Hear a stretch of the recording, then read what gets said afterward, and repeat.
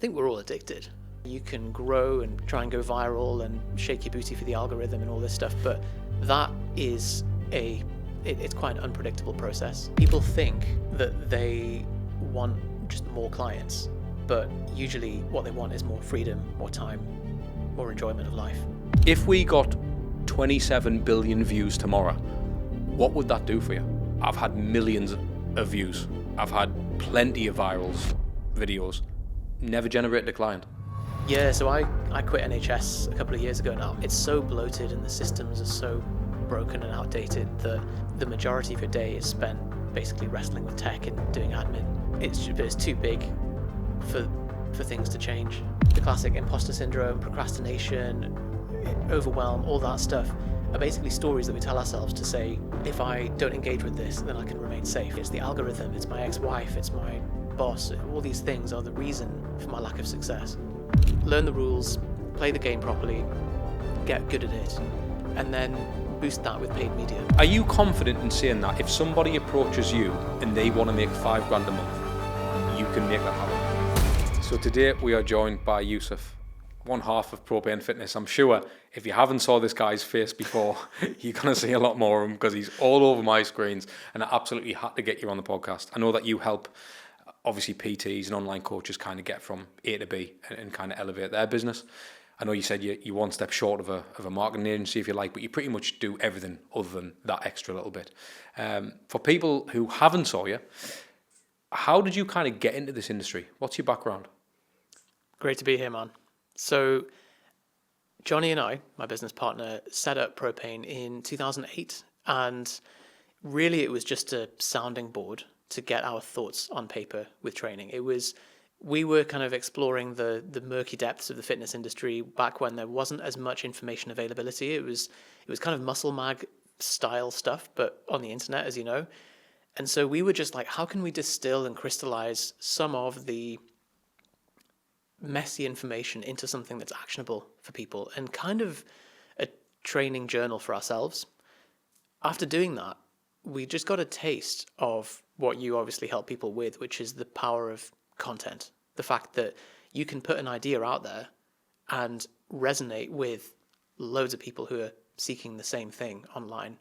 And so that organically generated some inquiries for online coaching. We were like, we don't know what we were doing, but we just kind of like stumbled our way through it. And we had our first inquiry, I think 6 months later. And we were like, oh, Jonny, this guy wants to sign up for online coaching. What do we do? And we were like, oh, okay, let's do him a package. It'll be £7.99.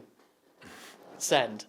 And he was like, yeah, all right, fine. We were like, oh my God, we've made a sale on the internet. This is amazing. So that was kind of the origin of that, and we were kind of in the world of online coaching ever since. So over the next 10 years, we scaled Propane, which was the fitness company, to around 4,000 clients over that total time.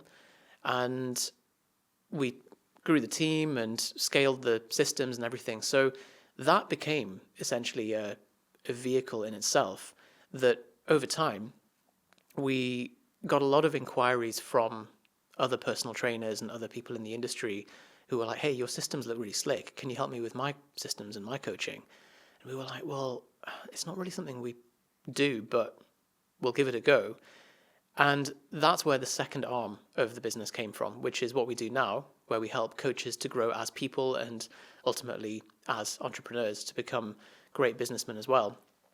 And that's really the how one arm of the business turned into another one. So we basically do what we teach. How do you know when a particular person needs help? I know it sounds like a bit of a backwards question, if you like, but I know they've got to reach out, they've got to inquire. But is there something you can identify in a particular PT or online coach and you think they could really benefit from our service? Yeah.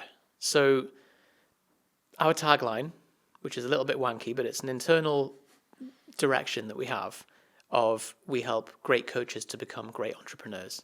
And really what that captures is that you have people who are excellent coaches, but terrible businessmen. They're terrible at actually marketing their services and putting that in front of people.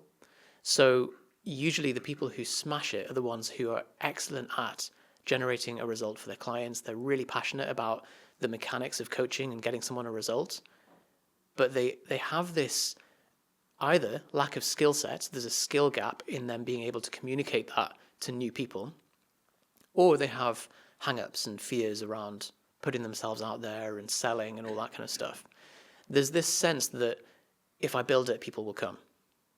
If I am a good enough coach, then somehow people will just kind of catch wind of the fact that I'm an amazing coach and they'll sign up with me, which sadly isn't true. You have to advertise, no matter how good a coach you are. That's going to impact a different number in your business, which is your client retention. But getting new clients and getting that word in front of people, yes, you can rely on referrals, but referrals are not a powerful enough vector to grow a business significantly. And it's very hard to kind of, financially forecast from a referral model, because you don't know where you are if you're relying on referrals. So I understand what you do, but how does that actually look? So if a PT comes to you or a coach and they're crying out for help, they're an unbelievable coach, they've got a great service. The problem is people don't know what to do and how to inquire and all the rest of it and how they can get people on board. What do you actually do for them? How does that look like?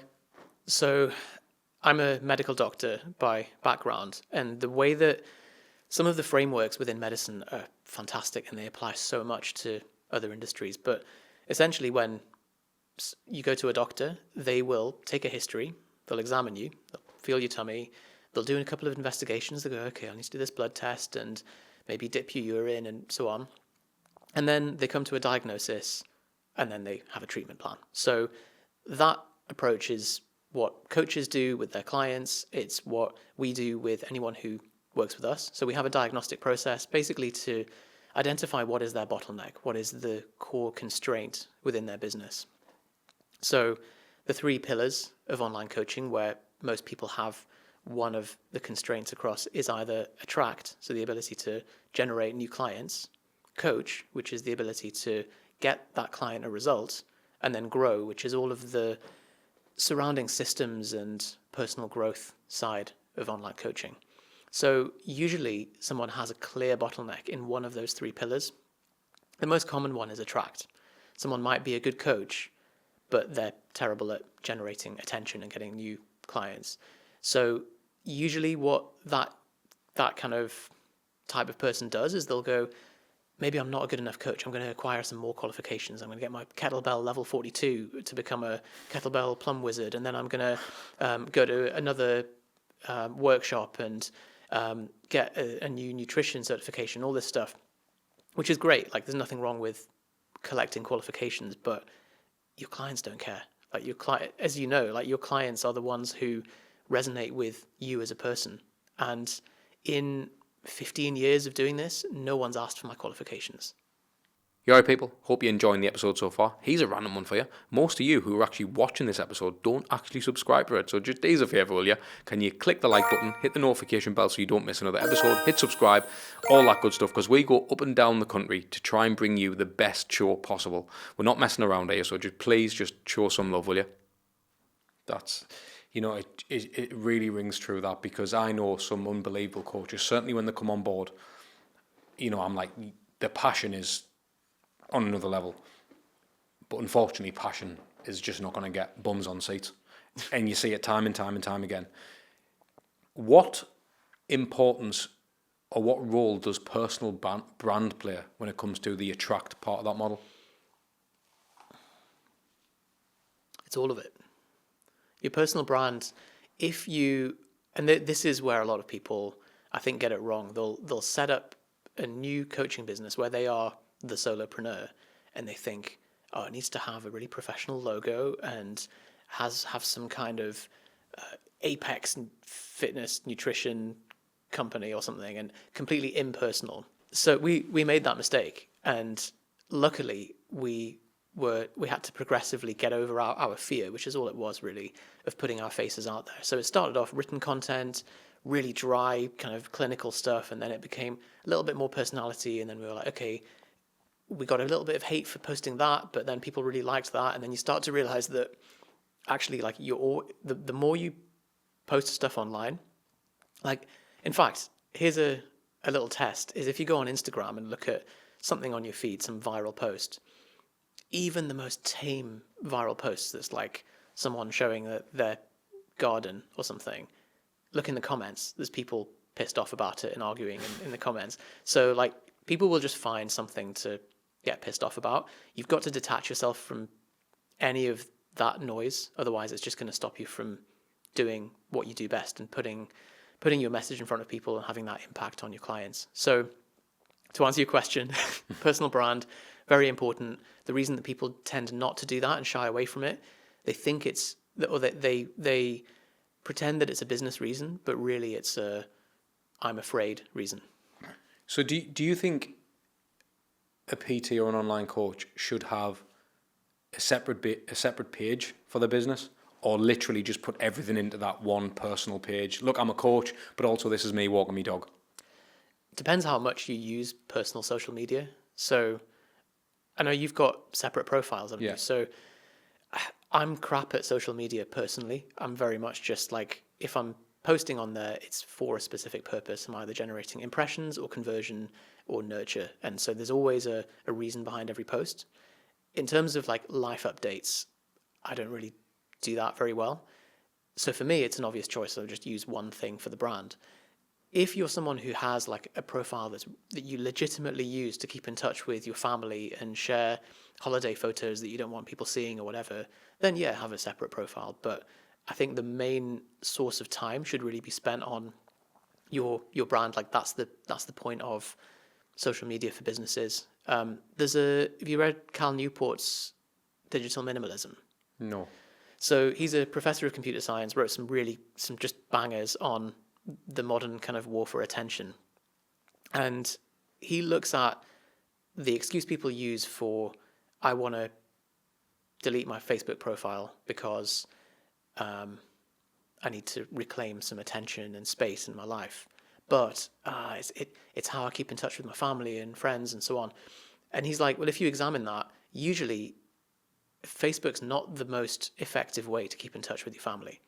If that was like the real sole reason of it, then you're much better off like calling your Auntie Louise every couple of weeks and just having a proper conversation with her and sending people direct messages, using something like that, so that then you can really focus on using social media as work.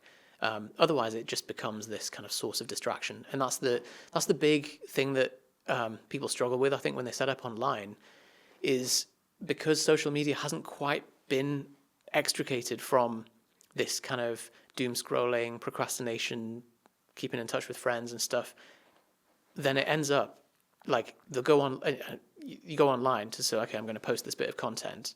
Half an hour later, you're down the rabbit hole watching all sorts of random stuff that you didn't intend to. And you're like, I've just wasted the day. Like, where's that time gone?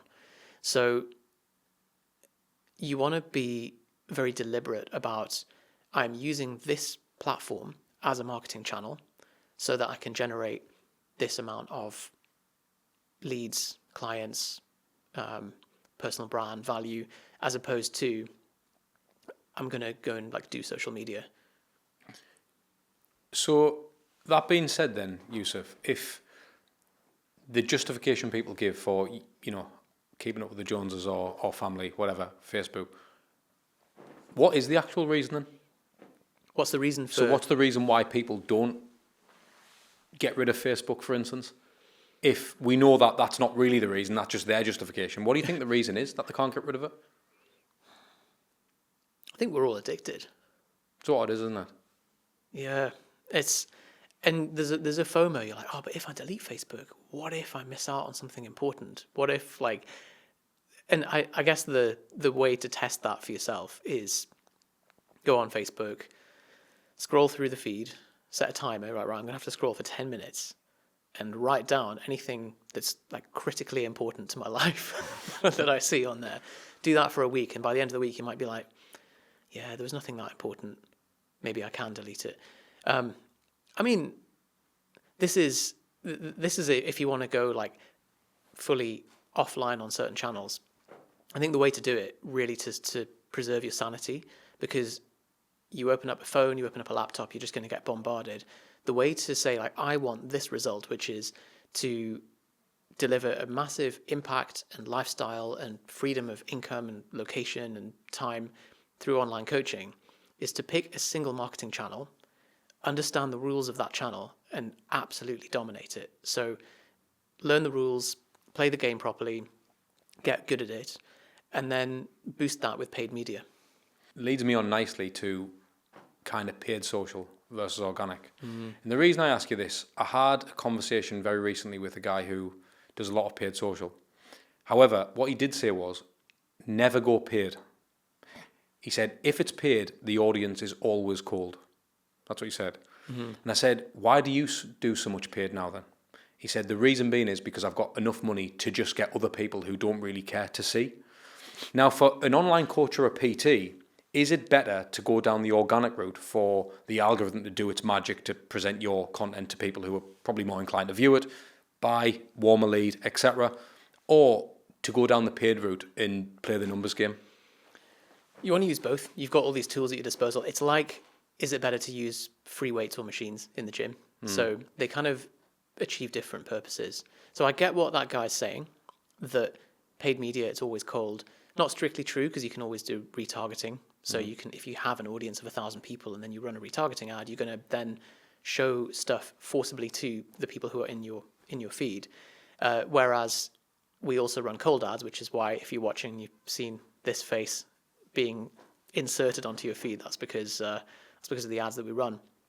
But to do that and to successfully run cold ads, you have to make sure that you have a converting offer. Otherwise, you are just spaffing money up the wall. So, as you say, when someone's starting out, they have to identify their niche, their offer, their messaging, their personal brand. That stuff has to be nailed before they start just throwing leads or throwing impressions at that, because all ads do is generate eyeballs. They just get people to look at something. And if the ad is rubbish, and if the offer's rubbish, and the messaging and the niche is all wrong and all that, then it is just a waste of money. So you want to use both in conjunction. And you're right, this thing about like cold and warm, there is a difference in attitude in someone who lands on a page because it's been like put on their feed and they go, oh, it's an ad.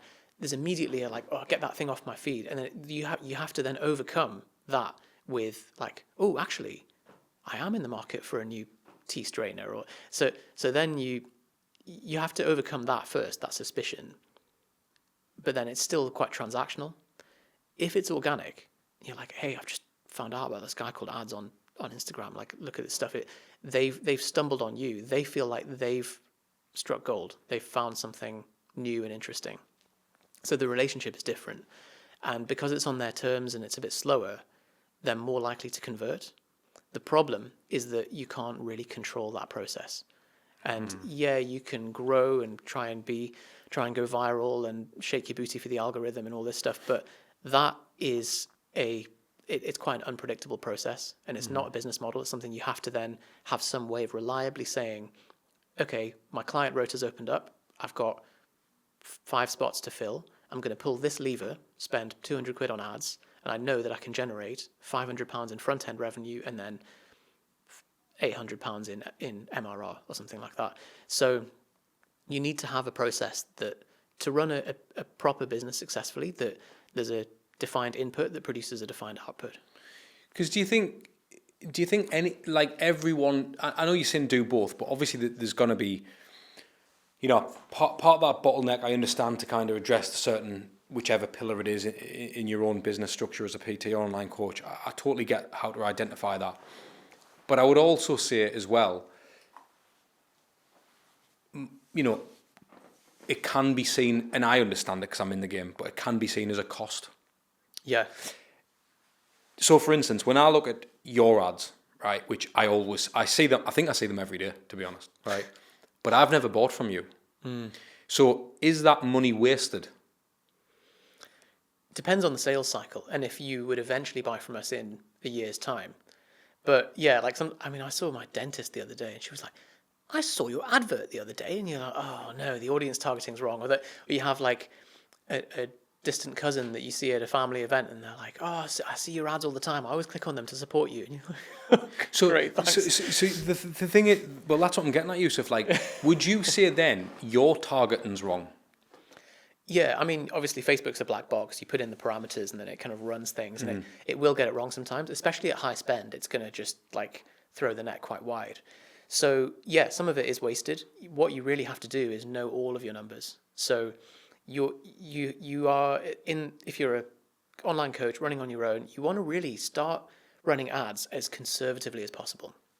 So we run quite a big spend. Well, I'm not in the scheme of the world, but about 200k a month in ads, which is going to produce some waste. And the higher the ad spend, the more kind of inefficiency that you get with that as well. If you're an online coach starting out, you really want to be doing like £100 as your start budget. So what we recommend as part of our kind of test budget is that you run the automated selling system process that we teach. You do that organically first. You validate that people are actually buying what you're selling. A lot of people want to skip that part, and it's like the people that want to go in the gym and just start doing 1 rep maxes and taking steroids, like without, the skipping the boring stuff of the technique and the warm up and all that stuff. Exactly the same mentality. But if they do skip it and go straight to ads, then yeah, they run into all the problems that you described. Right. Ads are just the amplifier. So what I'm getting at to answer your question is that you have to know, for every pound I spend, where is that going? What's that producing? And also at every step of the funnel, what are the costs? So you generally will run ads to a landing page, to a Facebook group in our case, or a community that runs the challenge, that then goes to an email list and a follow-up sequence and a pitch. So you then just need to know that for every £100 that I spend, this generates this many leads, which land on this landing page, and the page converts at 10%. The people who move on to the next stage and join the group, let's say there's a 20-30% drop off from there. So then then we know how many leads you can get that land in your Facebook group for that spend. Out of them, you should know your conversion because you've run it organically first and you have that offer validated. And then you can be like, okay, now I know that I can confidently increase the spend because it's worked in the past at lower spends.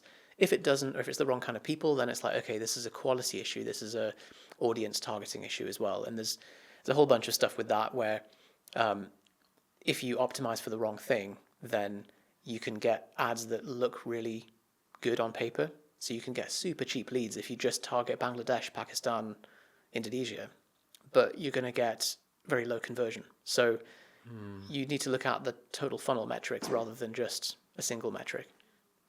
So a bit like going to the gym, learning the form before you take the steroids. Very similar to this, identifying kind of how the funnel works, conversion rates and all that type of stuff, and then just you can go as heavy as you want then. You kind of know the numbers and you just amplify them like yourself. I think with what Propane does, Yusuf, do you encourage or do you help? Would you always say you need an email list, you need a landing page, you need some kind of ESL, you need some kind of close group or something like that? Or do you work specifically with someone who's just a coach and just wants a few more clients? Or do you always say the best thing to do is trying to tick all the boxes, get an email list? Because obviously, in an ideal world, you've got them all running, which is great. I see. So yeah, it depends on your goal. Like there are some people who are like, you know what, I'm sweet with 15 clients online and that's me done. And I just want to live a quiet life and, have that as my thing. I don't want to scale anything. I just want to have that flexibility. In that case, brilliant. Like you can just keep things small and there's a lot less kind of complexity involved in that. I think a lot of business mentors will often they'll lead with the ads of saying, you can make 20k a month, 30k a month and so on. It's like, great, like that's possible. But the reality of running a business that's generating 30k a month is actually quite miserable a lot of the time because you're having to basically be a full-time salesperson rather than a full-time coach. And it's not really what a lot of people went in for. And also the big financial claims that you see are usually some large influencer with a big organic reach that they haven't actually monetized before. They then convert a very small percentage of them onto a $5,000 package. They make 6 sales. They've made 30 grand in 1 month, but they can't repeat that. And then, But then they use that as the testimonial. Use that as the tagline, yeah. So Yeah, if you've got to start with like what's the goal, and if the goal is I want to work 10 hours a week flexibly and generate an extra 2K a month, low stress, then perfect. Like there's a business model for that. Then if you're like actually I want to scale it, I want to do 8 or 10 or 15, then yeah, you then need to start doing all the stuff you described of like optimizing your VSL, or your automated selling system in our case, your email list, all that kind of stuff. Is there a common goal that you find where people come to you? Yeah, people think that they want just more clients, but usually what they want is more freedom, more time, more enjoyment of life. And I think it's very easy to chase a metric and then realize when you get there, like, oh, actually, I'm not a big fan of this. There are many people who they run the automated selling system, they smash it, they get 40, 50 clients, and then they're like, oh shit, like I now have to deliver on this and I have to fulfill on this. So then it creates a new bottleneck. And if you're running a group model, you can do it in a few hours a week, 2-3 hours a week. But if it's one-to-one clients, then suddenly it's like, oh, now I've just filled my week with online coaching. So you just got to make sure you're quite deliberate about that. And I think we've made that mistake in the past where we've just like put the blinkers on and just chased a certain thing. Mm-hmm. And then you get there and you're like, oh, actually, I should have thought a bit more carefully about this. You said you spent 200 grand a month on ads. Is that for Propane or for your clients? That's in Mexican pesos. So no, that's for us. Okay. So what would you say, with conviction, that if there's someone out there, and again, whether they come to Propane or they go to whatever it may be, and I would encourage them to go to you. You're pros, you've been on here, and you kind of, I believe in what you're doing. I believe in your story. I totally get that. Appreciate that. And I think if I was looking at my model, and I've spoke to I've spent a lot of money on seminars and mentorships by all these, I don't want to say gurus, but there's a lot of guys who have done it, but they're selling something that they haven't done. Yeah. And I think I see that a lot. With yourselves, obviously, you live, you've said it out there, you're spending that much on ads. Ads clearly work. You're not doing that. That's more than some people making 10 years of working hard. So they clearly work. And again, you're kind of leading by example. For the average guy, the average PT, the average online coach who, could come to you, what's realistic for them to look at? Because again, 30 grand a month is thrown around, and I've actually got clients who do very well, so I know what is possible. But not being devil's advocate, but for yourself, what do you think, if you're an online coach, what realistically can someone look at making by working with yourself? So 30 grand a month is possible, but you've got to figure out, like, what am I optimizing for? So I think of it in terms of the 4 currencies. You've got money, time, freedom of location, and just freedom, and then satisfaction and impact. So usually if you optimize for money, there are many things you could do that would like fully optimize for that. Like if you were to just like say, okay, I'm going to 100% turn the dial to just money, you could deal heroin, you could go and work for Goldman Sachs, there's loads of things you could do. But if you're optimizing for time, you could just be homeless, and so that it's like there's a spectrum of where do you want to be on that on that level. Deal heroin. Yeah, I mean it's I've heard don't have to bleep the word out. Yeah, I know what you're saying though. So that's where you say, okay, if the goal is 30k a month, there's a different business model that you can follow for that. You basically will be in a sales job, and you'll be doing high ticket sales. There'll be a lot of churn, and that's kind of the primary goal. You can then build a team under you, and then you become more of an operator than a coach. That's fine. Like there's no moral judgment with doing that. Realistically, if you're like, I want to be a coach, and I still want that to be the majority of my time and how I spend my life, and I want to be working 10 to 15 hours a week, then doing that, very possible to do 5, 8, 10k a month. So the requirements really are that you are like you have high agency, so like you're good at identifying problems and solving them. You can help your clients solve a problem. You come across well on socials. You have an offer that converts. So the thing that you help people do is worth something and that you can generate the result for people and do that on repeat. And then if you have that, then you've got the vector to achieve that result.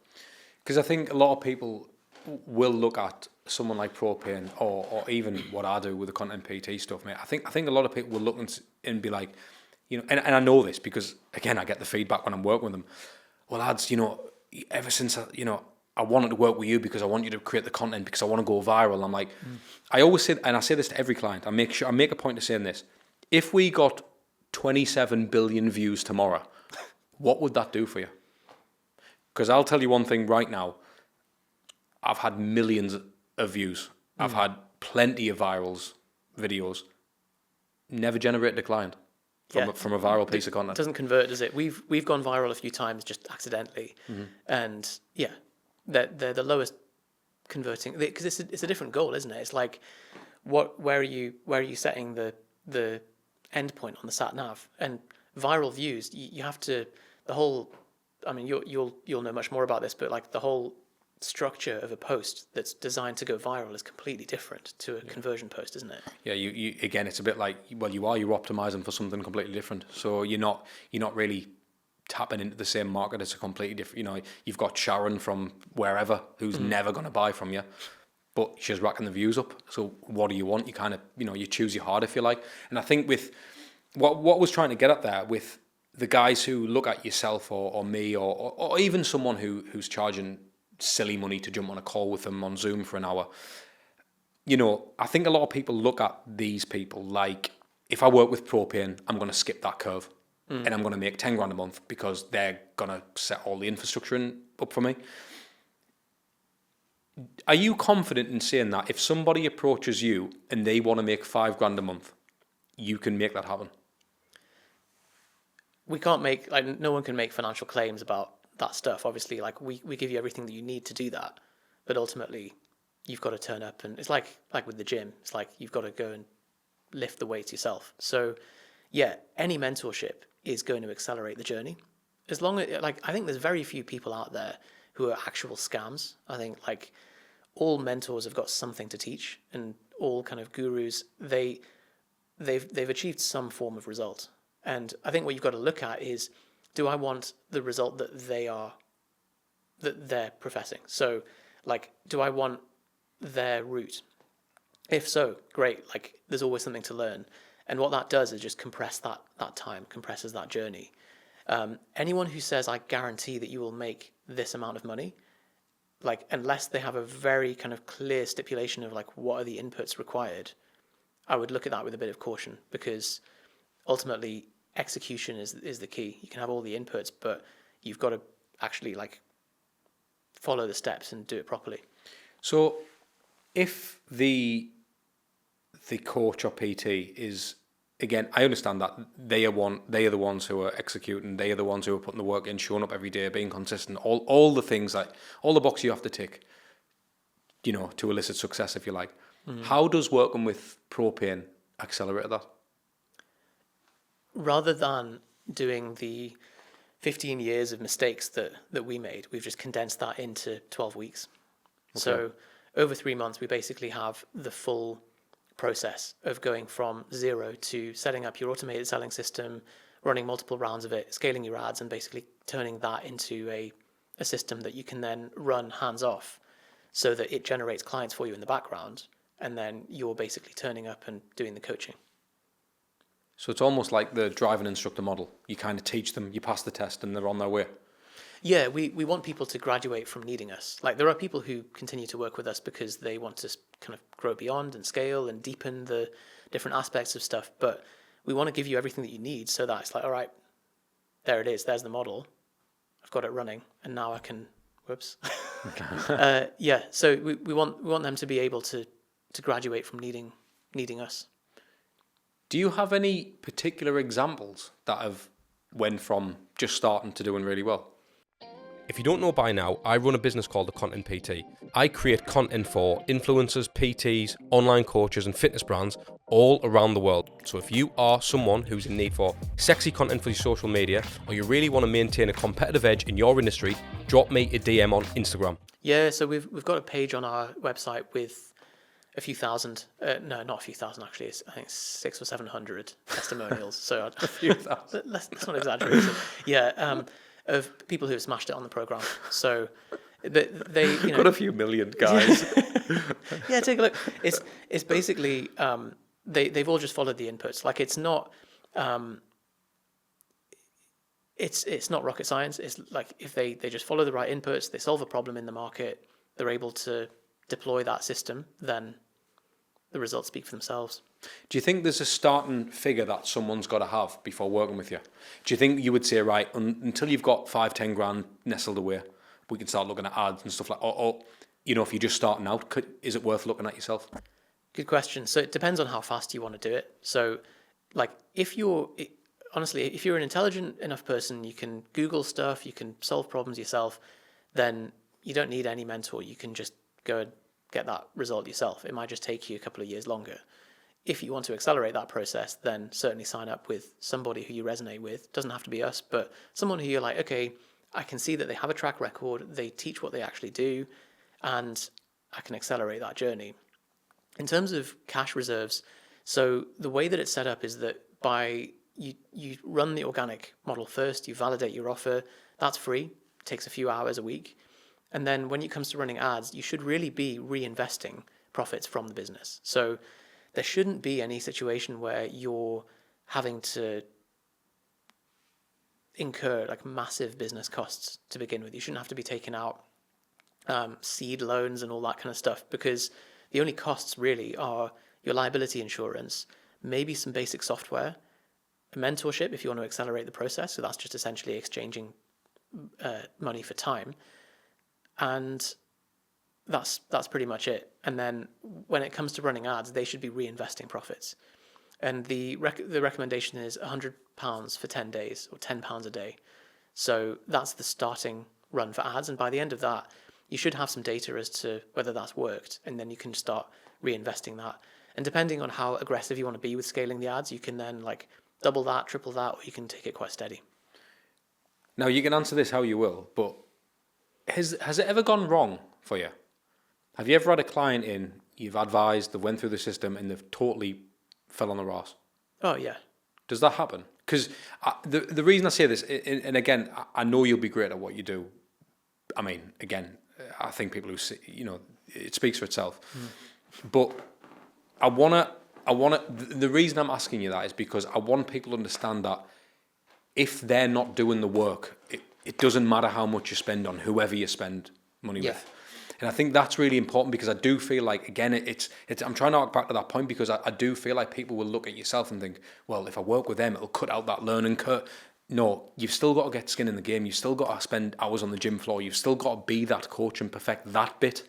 Yeah, 100%. Like you've got to, because essentially a mentorship is provided to shorten the learning curve, but ultimately you're building skills, and skills pay the bills. Like that's the thing which is going to make you execute better. So there's definitely people who we try and filter it as much as possible. So we reject around 65% of the applications that we get to work with us.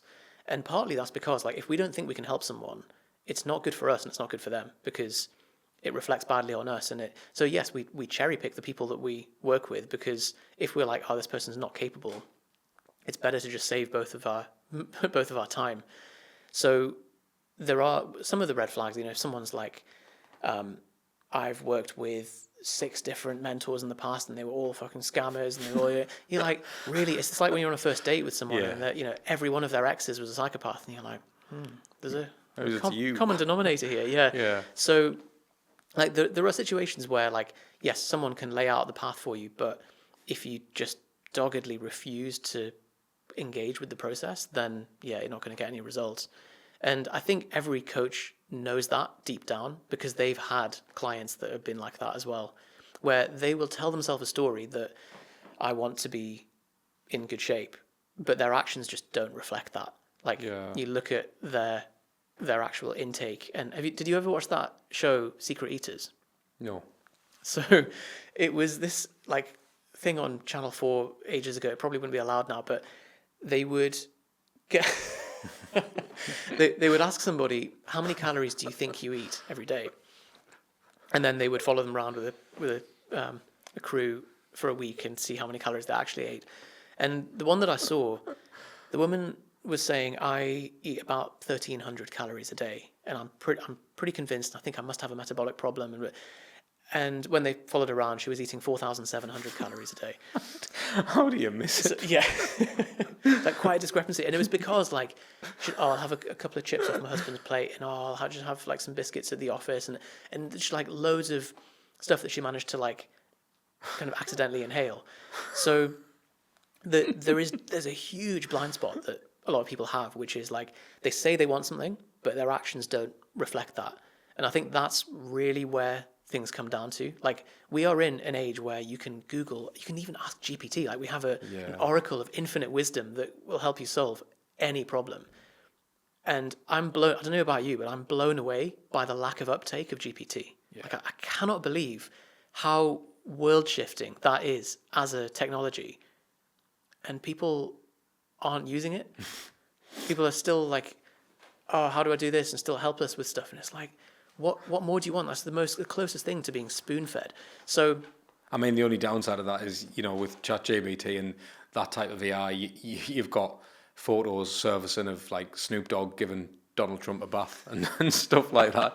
There is that side of it, which I understand, which could dissuade certain people from. What if I want to see Snoop Dogg giving Donald Trump a bath? I mean, then that's a place. That's my personal special interest. So yeah, like to answer your question with, what is the reason that some people will have a program that they'll completely flop and then someone else following the same program will smash it? Obviously, it's the person executing it. And when you dig into that, it's usually a psychological hang-up. It's some kind of complex within them to basically keep themselves safe, or, you know, the classic imposter syndrome, procrastination, overwhelm, all that stuff are basically stories that we tell ourselves to say, if I don't engage with this, then I can remain safe. And if I can blame someone else or have a story, it's the algorithm, it's my ex-wife, it's my boss, all these things are the reason for my lack of success. Do you play like a silent role when you have a client? Because, and the reason I ask that is, do many clients want to share that? I'm not saying, again, it's the client, but a lot of the catalyst of success or the acceleration or how it's amplified, whichever way you want to look at it, again, that'll be Propane or someone like yourself. So do you find that they don't want to mention you for being behind it, the infrastructure that you've helped them with? I think people are usually pretty proud to, which is quite nice. They have a good experience and they refer friends and so on. But because the reason I asked that, Yusef, is there any particular names that people will know that you work with? Oh, I see. There are some larger companies that didn't want to be mentioned. But yeah, there's a few names that people might recognize. The reason that we actually don't showcase the names, or we blur out the names on the testimonials, is that what we found is when we didn't, people would just like bombard them with messages, and it wasn't fair on them, because they were then getting, you know, they agreed to post a testimonial, but not to then have to be involved in the rest of the sales process. Is there anyone you can say that you work with who people might know? Yeah, so Phoebe, she actually launched her challenge and made 36K on her first launch. Now that is exceptional. She was very good at the messaging. She like had her conversion in her offer nailed. So when it came to running a challenge, it was just like, that was with zero ad spend. Then when she came to scale with ads, obviously the numbers improved further. But yeah, I mean, there's a huge bunch of them on the page. I can put the link in the description. Yeah, 100%. Because again, I think you may be able to help a lot of people. Because I mean, I'm purely in the fitness industry, in the business. I know this is a podcast, and people who are watching this think, you've just had a serial killer on, and now you've done. So I totally get it. But I think there's, it's worth seeing, because there will be people who are from the fitness background who come across this, of course. Yeah, I should caveat though, the reason that I'm not like leaning into be like, oh yeah, check out this person and Nick and Dom and all, is because I actually don't think that testimonials are like, we have them on the website because I think you should, for the sake of showing that you're a real business. But I also think that someone else's success shouldn't have any bearing on your success, because ultimately they turned up and did the work. And what we don't know is, will you do that? Yeah, very true. I get that. Because I know, and the reason I ask you this is because I know quite a few people who've used certain people as testimonials, but as I've grew in the industry, I've found out that they were never behind. Never worked with them, No. really? Yeah, like total bullshit testimonial. Wow. Yeah, Okay. and that's happened a few times now. And I think, isn't that weird that someone would claim that, but because they're in a same industry but slightly different job, the testimonial would never. It would never come to light. So it's almost like interesting. then it made me question how many testimonials are. So, for instance, in the coaching space, if someone posted 30 transformations, how do you know they did them? Yeah. Really? How do you know? It's a good point. And I've heard of people in fitness, particularly because it's so easy to steal a fitness transformation. Block out the face. Yeah, and they've just been like, hang on, that's my client. Like, And that's why, because I know you don't do it for that reason when you blow out the name. I totally understand that. But, I mean, how hard is it to put before and after on a Google, blur out the face because it's confidential, and post it as your own? Yeah, it's true. And, like, there's actually there's a big question around testimonials in general that, like, ultimately, as a coach, we are just the sat-nav. We're just the guidance system. And Phoebe smashed it, but we didn't, like, do that to her. Yeah, of course. She's an amazing coach, and she got that result off her own back. And I think all that we did is provide a framework for her to do that. But that's really where it was. It's not.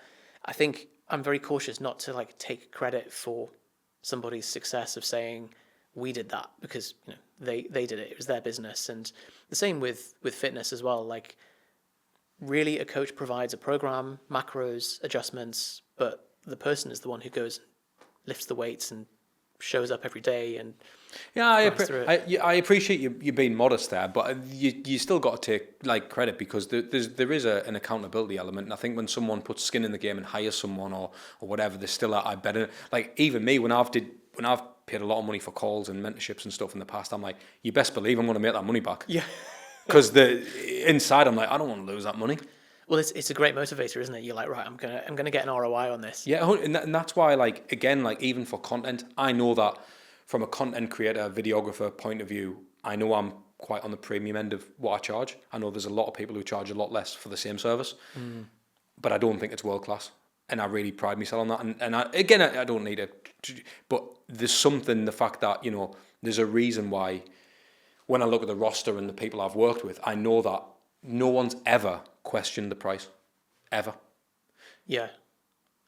And I don't need to up the price, and I'm never going to come down.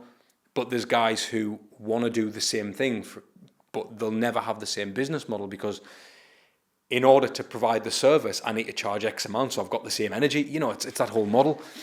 But I guarantee there's people who probably try and do what you're doing for a lot cheaper as well. I'm sure, yeah, but you're right. Like, you're not hiring a videographer for some videos. You're hiring a videographer for a result, and that's why the price is proportional to that result. So, like, yeah, someone could maybe do it for cheaper than you, and they could, they say, oh, I'll do it for, all right, sweet, but the outcome's not going to be the same. You get what you pay for. I'm sure you've seen those memes of like, when the client says, "Can you do it for cheaper?" and it's a cake. It's so true though. Like, this happens all the time. Like, you hear about it all the time. You see it, and I think people don't understand until they yield that result. Oh, actually. Well, I think with videography as well, because I've seen your work and it's phenomenal. And I think it's the kind of thing where people, I think there's a Dunning-Kruger effect. There's a curve where, like, first of all, you like film something with your phone. You go, oh, that came out a bit rubbish. Actually, maybe I don't. And then you go, oh, you know what? What camera do you use? I'm sure you get that. Yeah, all the time. And you're like, mate, it's not the camera. I promise you. Yeah. I'll give you my camera. Yeah. Have a go, and it's not like anything like it. I've got something coming out really soon, and again, this is part of the reason why I want to get you on, because I'm curiously, selfishly asking for myself as well a lot of the questions, and don't get, it's not what you're doing, but there's been. You say that as an example there. There's been so many times then when people have asked for the setup to a point where they've literally bought the camera and got their partners to film, no other friends, and they've literally went, I've sold the camera, I'd just rather you do it. Interesting. So I'm like, So they didn't send you an angry message, be like, "Oh, it's the wrong phone camera." no, You're just "No, just it's like, all look, right." there's just even the edit, it's a headache. And people's willingness, like I know that I don't believe I'm the best content creator in the world, the best video.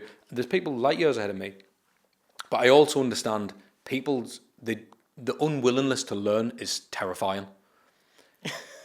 Honestly, you pick up a mobile phone, YouTube how to use CapCut. You can literally, you don't even need a video. I'm not trying to do myself out of business. And I always tell people, create content anywhere. I can't be your personal brand, regardless, because there's going to be a day when I just can't get there. So what do you do? Not tell that story? Well, then you just leave money on the table. It's a great way of looking at it. And also, I imagine you get some people hire a videographer because they're procrastinating on actually making the content, doing the hard bit.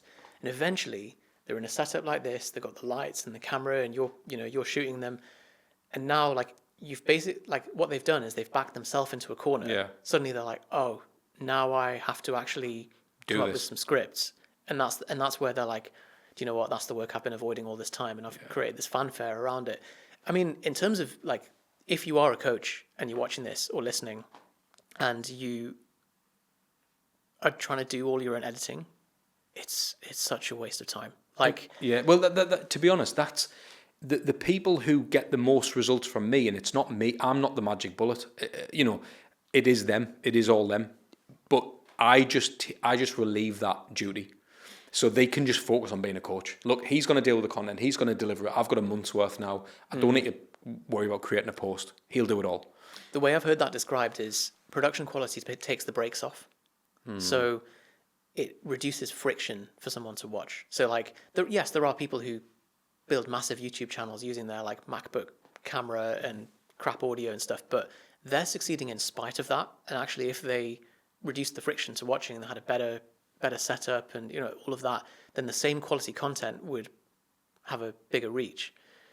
But 100%. But yeah, in terms of video, like, I've got to put my hands up, ads, because I was editing all of the videos for Propane up until last year. And then finally, when we hired an editor, I was just like, oh my God, I can't believe I was doing this myself. Like, not only was it taking me longer, which therefore costs the business more because I'm then taking off a needle moving task and doing that instead, but I was doing a much worse job of it as well. And then once we got a real editor, we were like, this guy's a pro. Like, he's absolutely smashed it. And then suddenly got all these comments of like, how did you do this? And I'm like, it wasn't me, it was Alex. And then you can just focus on the business and building that. Where did the name Propane come from? It's a joke. Really?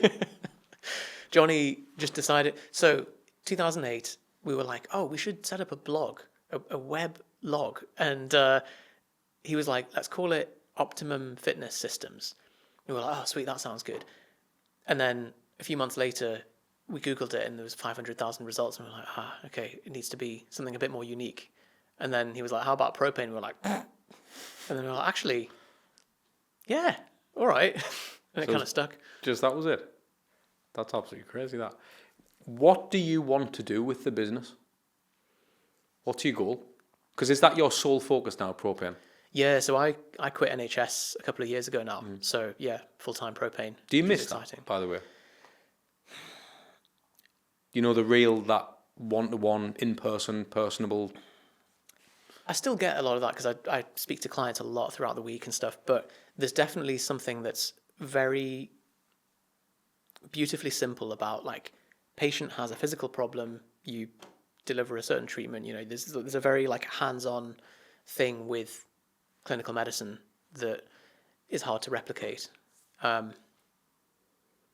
miss that, but sadly, that's probably about 5% of the job in the NHS.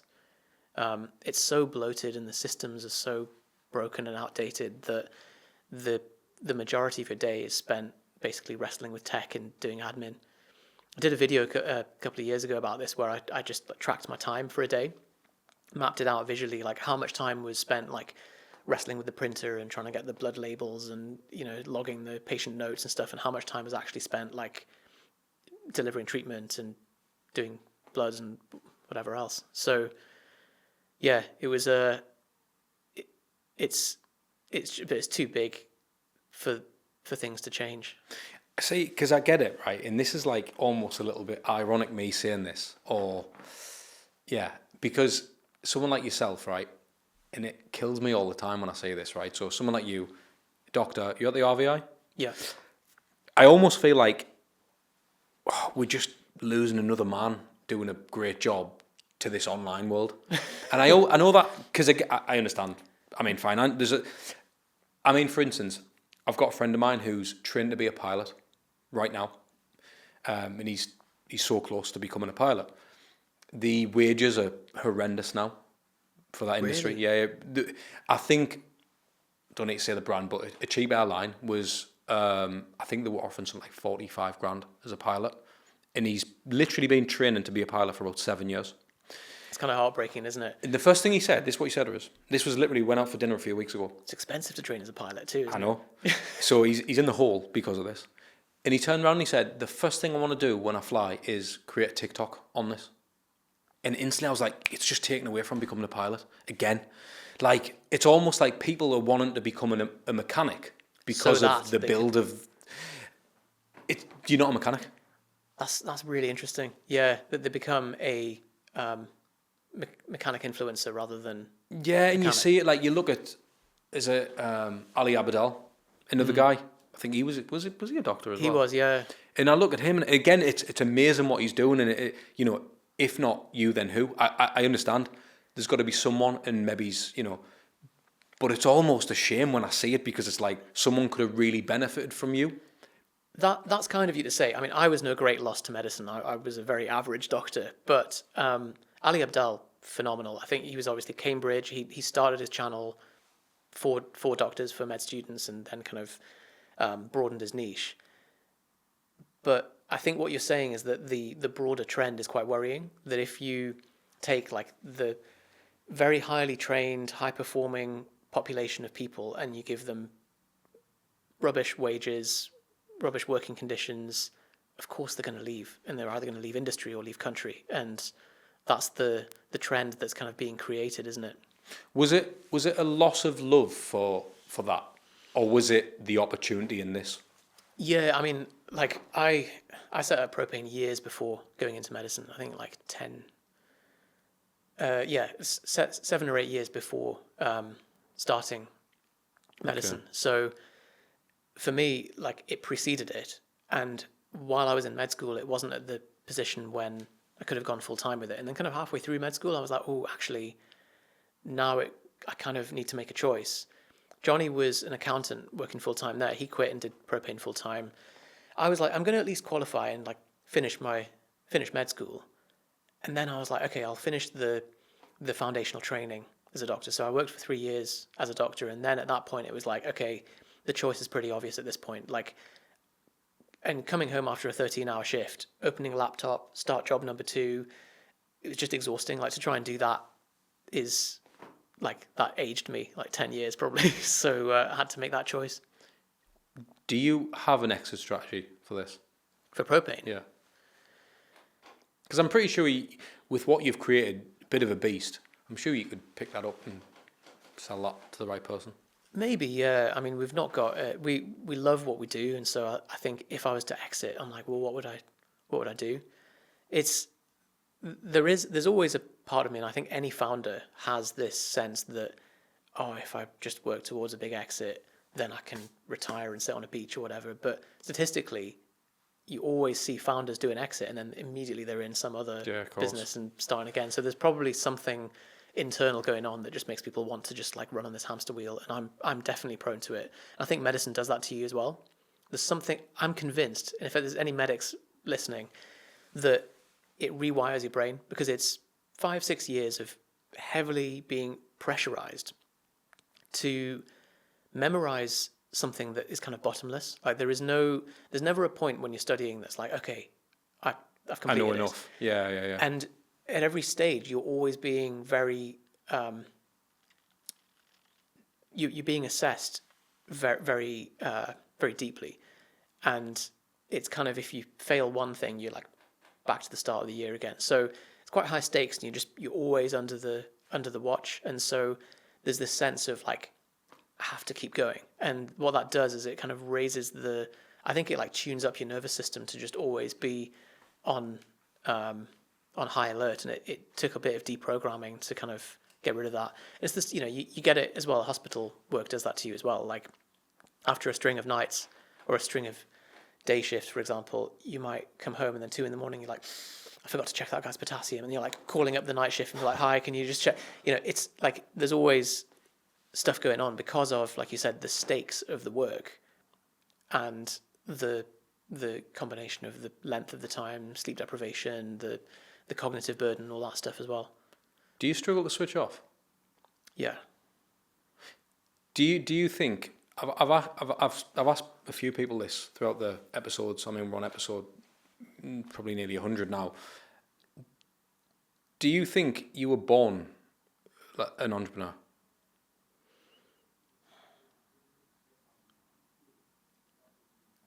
I don't think so. I think it's a skill set, and I think if you put me in any environment, I would have kind of just gone in whatever direction the random circumstances kind of point me in.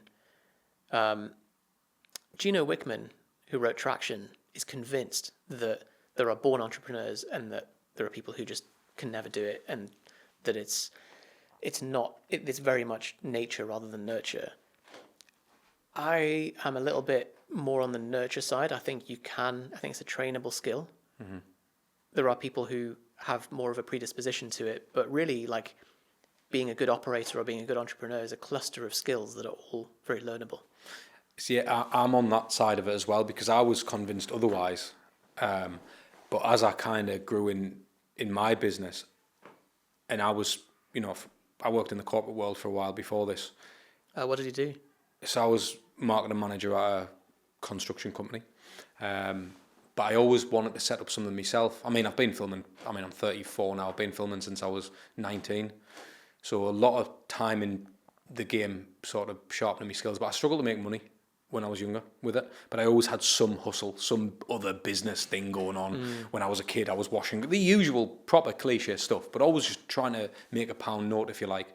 But never really knew why I used to film musicians before they were famous. I used to do a lot of that type of stuff, and I loved it, and everyone thought I was the man and all this, but I was making no money, mate. And, I've had a marketing agency before this business, and then in the corporate world. And what I found was that a lot of people in that corporate world were actually, and I knew this, I was like, I know you're an entrepreneur.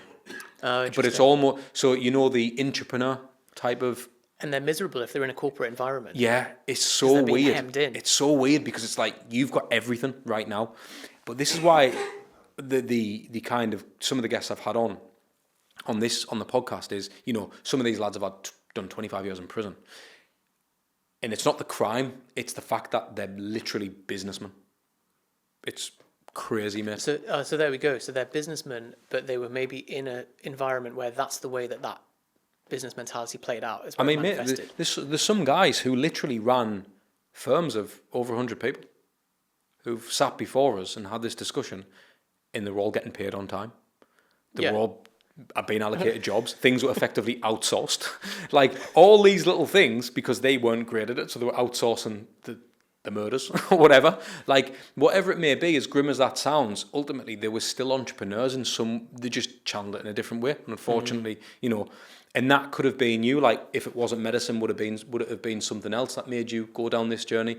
And I always try to find that with people, because I feel like, for me, if you're a PT, you know Alex, don't you? Yeah. And Alex said, and I'd never heard this before, till he actually said it. He said it on a podcast, and he said, there's no such thing as a PT.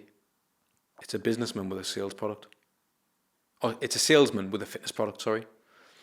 And when he said that, I was like, because there's definitely a PT, but I know what he's getting at. I totally understand that. And if you can't sell, it doesn't matter how good you are, unfortunately.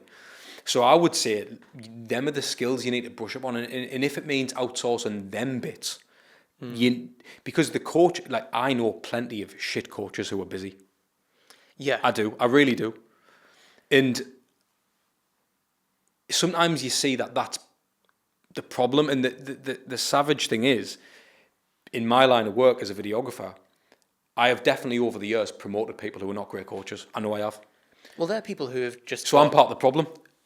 I think they just have a bottleneck. So they've nailed the attract pillar, but they have a coach bottleneck.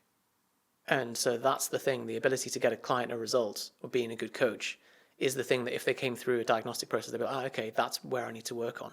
And maybe they are the people who need to double down on their client experience and do a proper client flow and explore why are my clients not getting results, and but basically it wouldn't be beyond them. If they're an amazing salesperson and operator, they're good at identifying bottlenecks and fixing them, and they just need to make sure that they're applying that to the client experience too. But yeah, I mean, a very high proportion of entrepreneurs are doing it to like prove their dad wrong. You know the story of Weatherspoons? So No. you know the Smell the carpet. the pub chain. Yeah. So the guy who set up Weatherspoons was told by his teacher when he was like 9 years old that you'll never amount to anything. And when he grew up, he was like, I'm going to set up a chain of pubs and I'm going to call it the name of my teacher, J.D. Weatherspoon, to try and Really? prove him wrong, try and get his attention.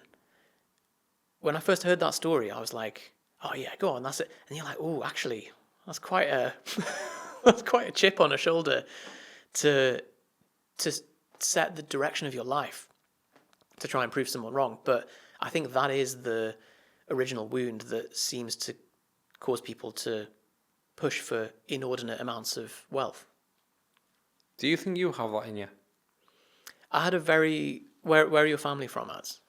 Iraq. My dad is from the Okay, Middle so East. mine are Egyptian. Yeah, classic. You must be doctor, engineer, or Yeah, lawyer. yeah, It's yeah. like the big three, and that's... Yeah, so he was like classic Egyptian dad. I think there was a bit of that, but I feel lucky to have not had a particularly traumatic childhood, at least to my memory. So, but I also don't think I've I'm particularly extreme in my like disposition towards that. Do you think your parents are proud of you now? My dad died a few years ago, Sorry to hear that. and while I was running Propane at the time, he was like, "Why are you doing this silly stuff online? Just he was like, focus on the medicine," and because that's their generation, isn't it? They just do the safe thing. My mum probably couldn't tell me what I do if I asked her. Same. Yeah. Not for lack of trying, but yeah, I think it's not a world she operates in. And I want to just finish with this question, Yusef. How are you? Doing well. All right. Yeah, I think all of this I see as an exploration of what's in here. There's a James Clear quote that entrepreneurship is a vessel for personal growth disguised as a money-making pursuit. And I'm 100% on board with that. For me, it's all about using the world outside you to identify where are your blind spots and where does it come in and twisty nipples, and point out where your hang-ups are and use that to shine the light on areas for growth. So I always embrace that. And whenever I'm going through rough periods, it's always like, oh, great, there's the light being shone on some source of growth. Yusef, I want to say thank you so much for coming on, mate. Thank you, Really man. appreciate what. From the last 3 minutes of that, I feel like we could have a completely new podcast talking about something different. And I'd be keen to make that happen, because Let's do it. there's the whole business element, but there's introspection, and there's a lot of things that I think could provide a lot of value to the world. And I actually love that type of conversation. Oh, man, I would love to. I'd love to hear a bit more about your upbringing as well, because it sounds like, I mean, Iraq, in terms of the collective consciousness of that country, there's a lot happening. So, Mate, I think it's deep, and, we haven't got the time today, but the reason I'm in business, there's definitely something to do with me background and all that. I think there's well, I know there is 100%.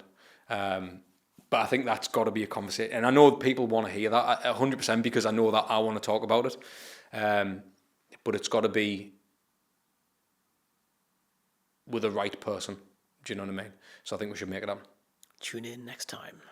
Let's go. Thank you, Yusef. So you've made it to the end of this one. You're brave. But if you like this episode and you want to see more like this, click here and watch it.